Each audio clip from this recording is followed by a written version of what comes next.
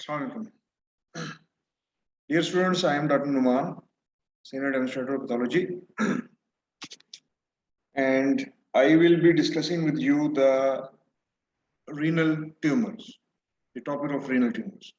I hope so कि आपने सारा ये किडनी का जो दूसरा पोर्शन है नॉन ट्यूमर वाला पोर्शन वो कवर कर लिया होगा, ठीक है। और इंशाल्लाह अब हम देखेंगे the tumours of the kidney. अच्छा, there are many tumors. I am not going to discuss the classification of the renal tumors. Okay, the long list है वो आप देखिएगा. But the important of them are एक तो oncocytoma, secondly renal cell carcinoma, and thirdly Wilms tumor. They are mostly asked, or they are very important. So you have to know about them: oncocytoma, renal cell carcinoma, and Wilms tumor. Please listen carefully. मैं हो सकता है आप लोगों से पूछूं किसी से भी, तो आप ये काइंडली ये आराम से और इसे सुने, and then I will ask you a question. Oncocytoma, नाम से ही हमें इसकी नेचर और इसकी शेप वगैरह का आइडिया हो रहा है कि इसमें होगा क्या. एक तो है ओंकोसाइटोमा, ओमा आ रहा है, and you know very well कि जिसके एंड में ओमा आता है that will be a benign, most likely benign. Exceptions are there, लेकिन mostly they are benign tumours. So this is a benign tumour. Secondly oncocytoma, ये oncocytic. Oncocytic tumours I am sure कि आप लोगों ने पढ़े हैं. ओंकोसिटिक जिसमें आता है, what does that mean? Oncocytic means those tumor which have more mitochondria. और वो करते क्या है फिर? They will be having more eosinophilic cytoplasm. ओंकोसिटिक वैसे अगर देखा जाए तो दे आर स्वोलन सेल्स. ओंकोसिटिक, ठीक है, स्वेल हुए होते हैं.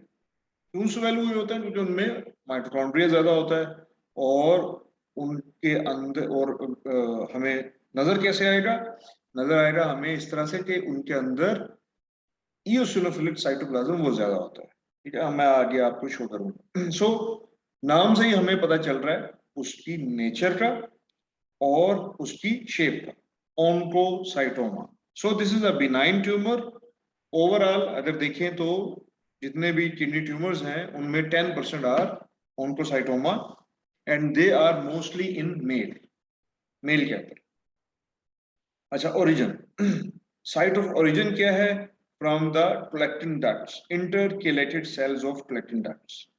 ये इंपॉर्टेंट है, ये आपने याद रखना है, और ये अक्सर एमसीक्यू में भी आता है. So origin is from the intercalated cells of collecting ducts, mainly the collecting ducts. And if we talk about its pathology, yes, pathogenesis. So pathogenesis is case में there is a loss of chromosome number 1, number 14 and chromosome Y. ठीक है, तो ये important बातें हैं इसके बारे में. सो दोबारा से मैं आपको बता रहा हूँ कि जैसे इसका नाम बताता है हमें, oncocytoma. It is a benign and it will be have oncocytic nature. oncocytic shape होगी, जैसे मैंने आपको बताया कि उसमें क्या होता है, ज्यादा माइटोकॉन्ड्रिया होता है, इसकी वजह से उसके अंदर ज्यादा इओसिनोफिलिक साइटोप्लाज्म होता है. और मैंने आपको बताया कि it is benign, it is more common male, and its origin is from intercalated cells of collecting ducts. Grossly अगर हम देखें तो जैसे बिनाइन हमने पहले बात की, तो बिनाइन क्या होगा, वेल सर्कमस्क्राइब्ड होगा, ठीक है। Benign tumours they are well circumscribed, ठीक है। तो इसी तरह ये भी वेल सर्कमस्क्राइब्ड है, लार्ज साइज होता है इसका, और इसकी एक खास बात कि इसके अंदर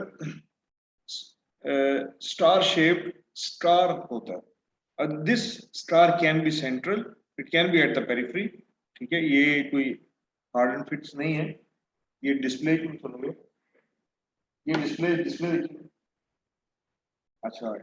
सो this is not hard and fast rule, लेकिन द इम्पोर्टेंट थिंग इज कि इसमें एक स्टार होता है, स्टीलेट शेप, यानी स्टार लाइट।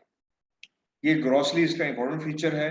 सेकेंडली जो इंपॉर्टेंट फीचर है वो मैं आपको बता चुका, वो क्या है, ऑन्कोसाइटिक सेल्स।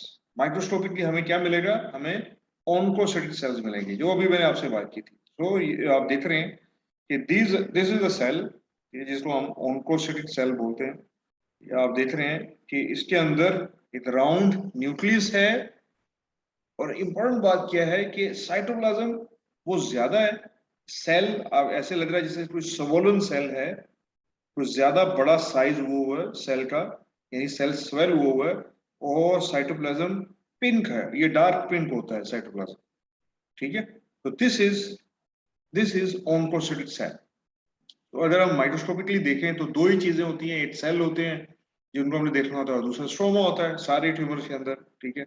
स्ट्रोमा इसका लूज होगा, और सेल्स जो हैं उनकी डिस्क्रिप्शन मैं आपको बताता हूँ। ये जैसे मैंने अभी आपको बताया कि इंपॉर्टेंट चीज ये है कि उनके अंदर साइटोप्लाज्म, ईओसिनोफिलिक साइटोप्लाज्म ज्यादा होता है, स्ट्रोमा लूज होता है। So we will be having loose connective tissue या एडिमेटस लुकिंग स्ट्रोमा, ठीक है।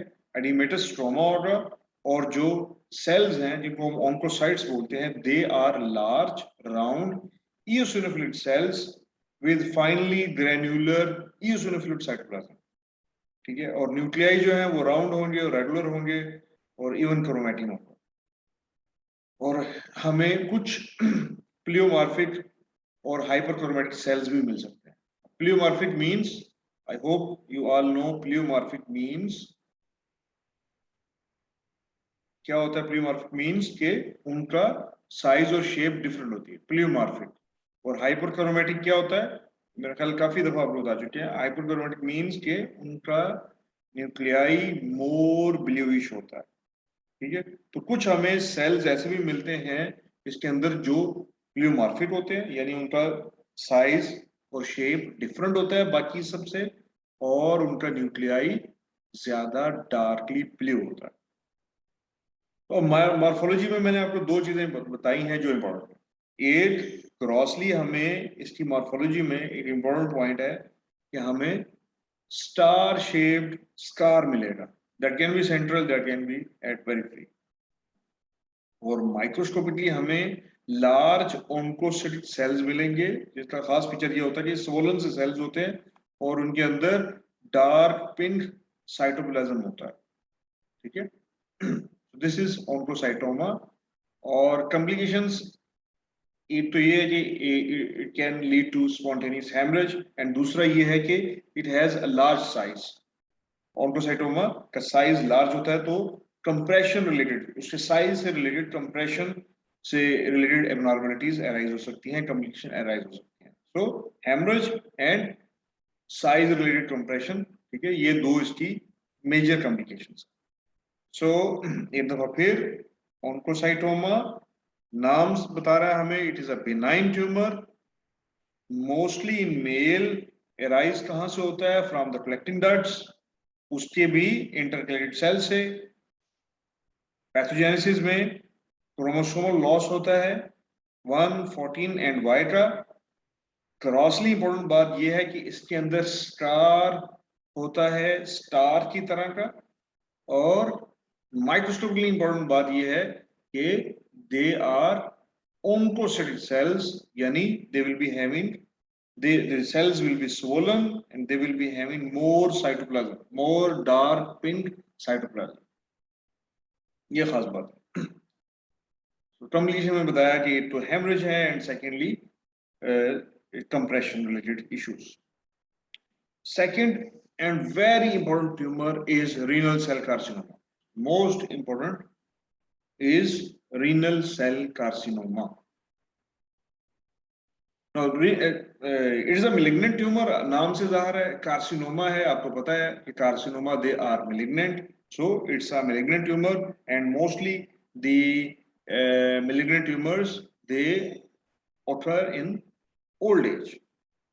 ठीक है, ये हमें पता ही है, ओल्ड एज में होंगे तो ये भी उसी तरह 6th to 7th decade में होंगे, and they are also more common in male, just like oncocytoma. Oncocytoma is more common in male, और इसी तरह renal cell carcinoma it is also more common in male, and they are in old ages, old age में develop होते हैं. अब what are the risk factors? Important है risk factor. Smoking number 1, smoking. जैसे almost सारे ही tumours के अंदर जितने भी मिलिग्रेंट ट्यूमर्स हैं उनमें smoking is a risk factor, तो उसी तरह इसमें भी smoking is a major risk factor. Secondly VHL, ठीक है, VHL यानी कि वॉन हिप्पल-लैंडौ सिंड्रोम, ठीक है. अब ये क्या होता है, इसमें बाइलेटरल RCC होता है, साथ में haemangioblastoma. So this is another risk factor. और ये renal cell carcinoma की एक टाइप होती है क्लियर सेल कार्सिनोमा, उसका ज्यादा इंपॉर्टेंट रिस्क फैक्टर आगे हम देखेंगे, उसका ज्यादा इंपॉर्टेंट रिस्क फैक्टर है clear cell carcinoma. Anyhow, और रिस्क फैक्टर क्या है, अडल्ट पॉलीसिस्टिक किडनी डिजीज, इसी तरह ओबेसिटी और सर्टन ऑक्यूपेशंस लाइक एस्बेस्टॉस को एक्सपोजर, लेड या कैडमियम का एक्सपोजर. ठीक है, so all these are important risk factors of renal cell carcinoma. Now origin. Its origin is from the proximal tubule. ठीक है, its origin is from the proximal tubule.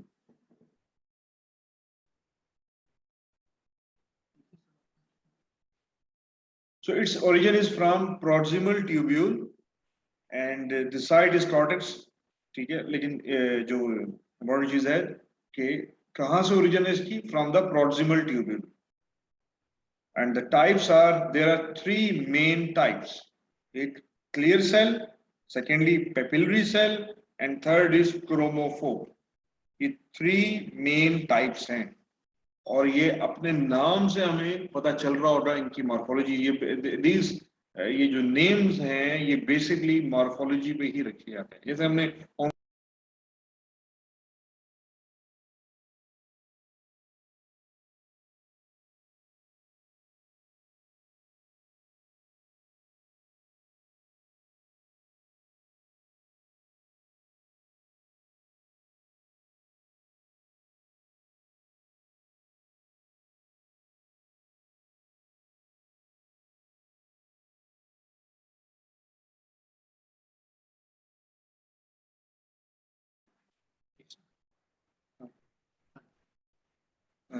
Sorry dear students, कुछ internet का issue था, तो इसलिए शायद disconnect हो गया. So I am starting again with renal cell carcinoma.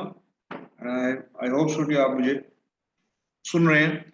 तो I was discussing about renal cell carcinoma. तो बात क्या हो रही थी कि renal cell carcinoma it is a malignant tumour, और जैसे बाकी सब malignant tumour they are in old edges, वो ओल्ड एज में डेवलप होते हैं, वैसे ही रीनल सेल कार्सिनोमा भी ओल्ड एज में डेवलप हो रहा है in the 6th and 7th decade, और it is more common in male. जैसे oncocytoma में देखा, that is more common in male. Renal cell carcinoma is also more common in male. And I was talking about the risk factors. अब risk factors में smoking, जैसे smoking almost सारे ही जितने भी ट्यूमर्स हैं उनमें होती है as a risk factor. So it is also a main risk factor in renal cell carcinoma. और दूसरा है वॉन हिप्पल-लैंडौ सिंड्रोम. ठीक है, अब इसमें ये क्या है, VHL सिंड्रोम, ये क्या है, it is basically it is a syndrome आपको पता है क्या होता है, combination of 2 or 3 or more things, उनको हम सिंड्रोम बोल देते हैं क्लिनिकल फीचर्स को. ठीक है, अब इसमें क्या है, इसमें bilateral renal cell carcinoma and haemangioblastoma ये दोनों होता है. सो एनी हाउ, ये जो VHL सिंड्रोम है it is more common in clear cell type of renal cell carcinoma. Renal cell carcinoma जो आगे हम देखेंगे इसकी 3 टाइप्स हैं। उनमें VHL syndrome is a more important risk factor in case of clear cell type of renal cell carcinoma. ठीक है, clear cell carcinoma की में ये ज्यादा इंपॉर्टेंट रिस्क फैक्टर है VHL। और रिस्क फैक्टर्स क्या होते हैं? लाइक अडल्ट में पॉलीसिस्टिक किडनी डिजीज, इसी तरह ओबेसिटी, और कुछ certain occupations like those who are working, those who have asbestos exposure, lead exposure, cadmium exposure, ठीक है, उनमें रेनल सेल कार्सिनोमा डेवलप होने के चांसेस ज्यादा होते हैं। तो अभी तक मैंने आपको क्या बताया कि renal cell carcinoma old age में होता है, मेल में होता है, और इसके रिस्क फैक्टर में स्मोकिंग है, VHL सिंड्रोम है, पॉलीसिस्टिक किडनी डिजीज है, ओबेसिटी है, और सर्टन ऑक्यूपेशनल एक्सपोजर है। सर्टन ऑक्यूपेशन में जो certain things like asbestos, lead, cadmium वगैरह, इनका एक्सपोजर। ओरिजिन मैंने शायद पहले बता रहा था, origin is from the proximal tubule, from the cells of the proximal tubule. So there are 3 main types of renal cell carcinoma. अभी तक मैंने आपको उसकी मेनली ये बताया कि वो ओल्ड एज में होता है, उसके रिस्क फैक्टर्स क्या हैं और उसकी ओरिजिन क्या है। ओरिजिन होती फ्रॉम द प्रोक्सिमल ट्यूब्यूल। अब मैं आपको बता रहा हूं its types. Renal cell carcinoma have 3 types: clear cell, papillary and chromophore। ये 3 टाइप्स हैं। और मैं आपको पहले बता रहा था कि ये जो मोस्टली नाम है, नोमेनक्लेचर, ये जो नाम होता है जो ट्यूमर का, वो बेसिकली उसकी इंपॉर्टेंट चीज बता रहा होता है। इंपॉर्टेंट चीज क्या होती है? ये उसकी मॉर्फोलॉजी। तो हमें उसकी मॉर्फोलॉजी के बारे में वो बता रहा होता है। जैसे हमने ऑन्कोसाइटोमा में देखा कि उसकी मॉर्फोलॉजी की वजह से उसका नाम ऑन्कोसाइटोमा, इसी तरह इधर इसकी मॉर्फोलॉजी की वजह से इसका जो 3 नेम्स हैं वो उनकी मॉर्फोलॉजी को बता रहे हैं। क्लियर सेल नाम से जा रहा है कि ये वो रेनल सेल कार्सिनोमा होगा जिसके अंदर cells will be having clearing, यानी साइटोप्लाज्म क्लियर होगा, उनका नाम बता रहा है। पेपिलरी कार्सिनोमा वो ट्यूमर जिसके अंदर पेपिला लाइक ग्रोथ होंगी, पेपिलरी फॉर्मेशन होंगी, पेपिला मिलेंगे हमें, जो नाम से बता रहा है। क्रोमोफोर